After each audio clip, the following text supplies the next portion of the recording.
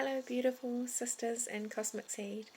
I just thought I'd come here to talk to you about my dream in the early hours of this morning. That's the 19th of November, and it's quite significant because we moved from Pluto into Aquarius. Well, I don't know if I've got that right, but anyway, we're in the Aquarian time frame now, and amazing things are unfolding, and there's so much clarity. And there was a beautiful day here in Taupo, New Zealand, and there wasn't a cloud in the sky, and it was just such a clear energy.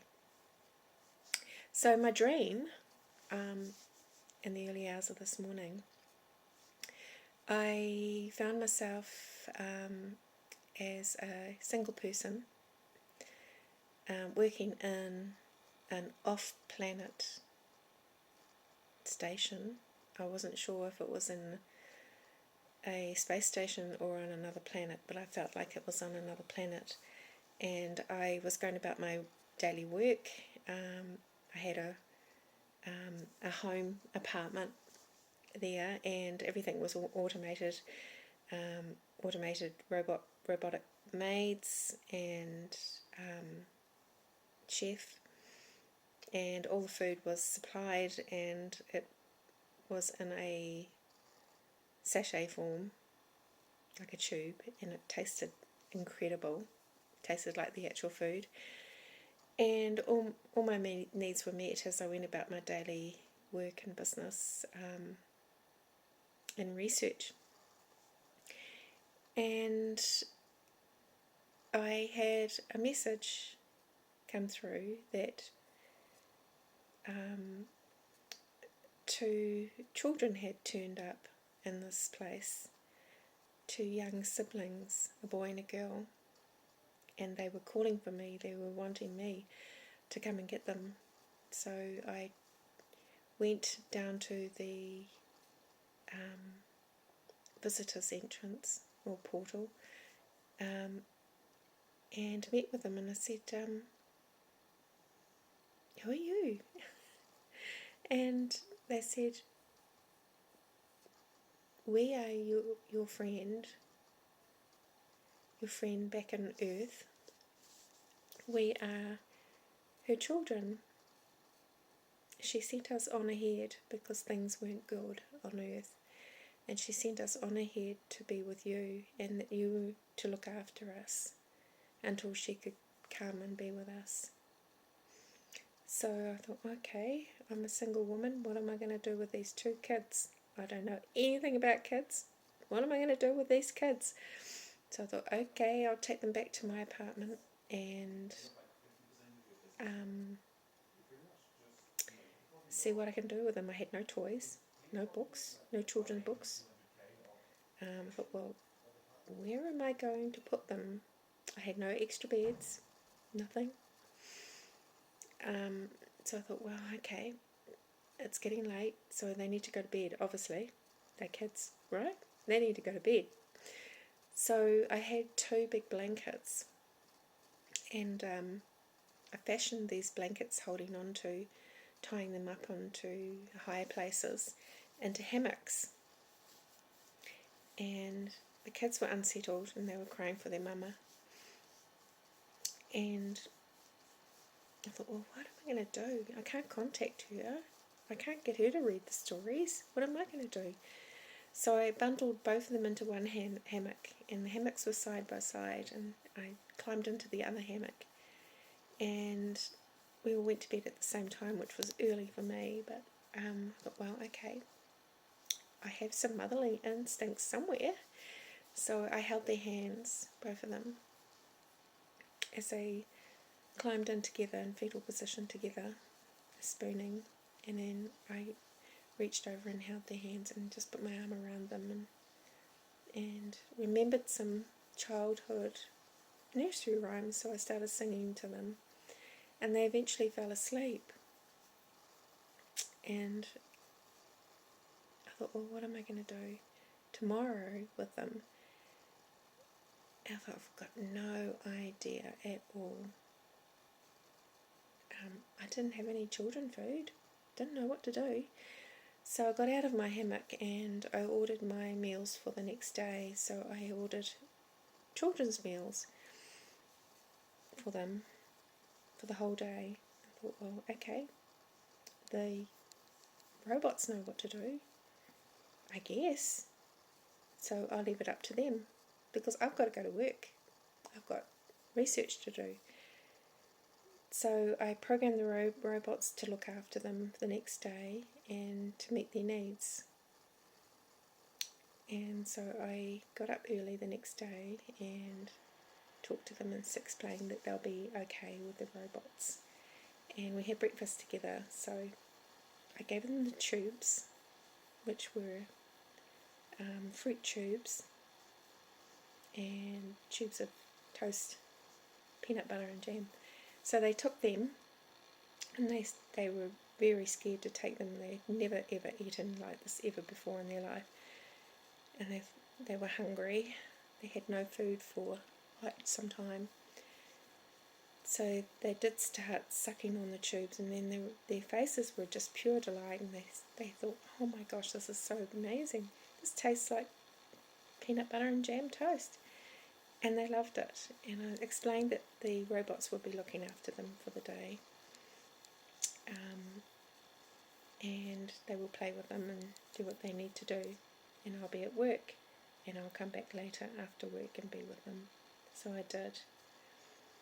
So I came back after work and they were happily playing.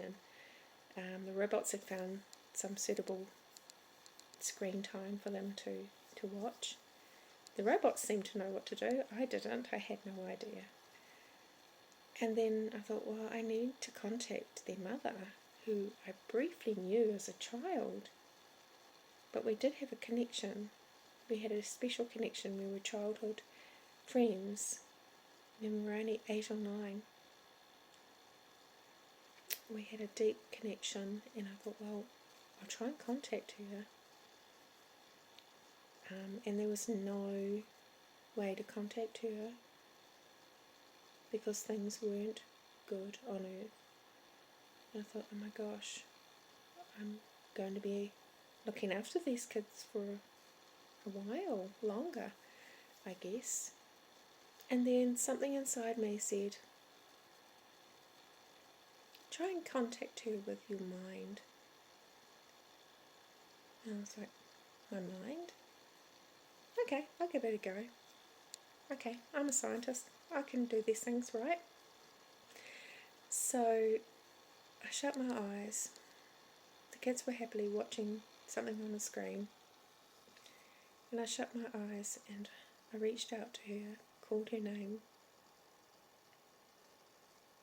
and asked, are you there? Are you there on Earth? Are you available to talk to me? And she came back with a yes, I'm here with you right now. I said, how did you do this? How can you contact me? We have no ability to contact you on Earth because you are light years away. And she said, we can contact each other through spirit.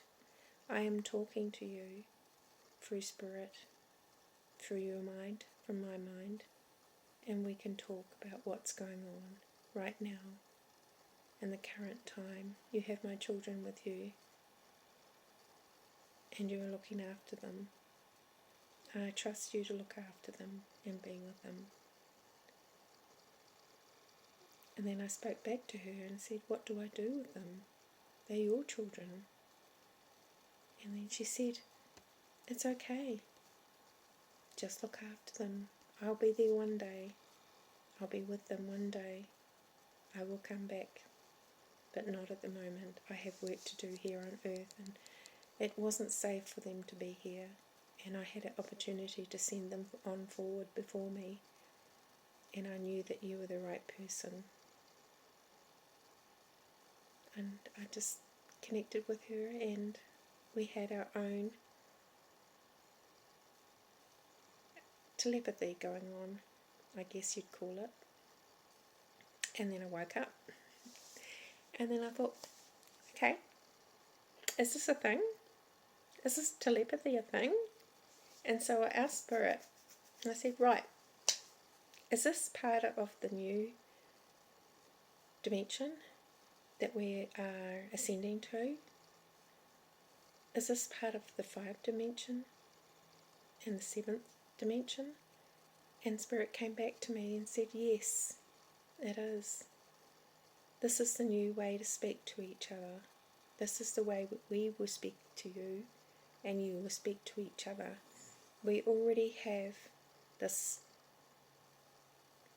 channel with you, and we speak to you whenever we need to, and you are open and receptive.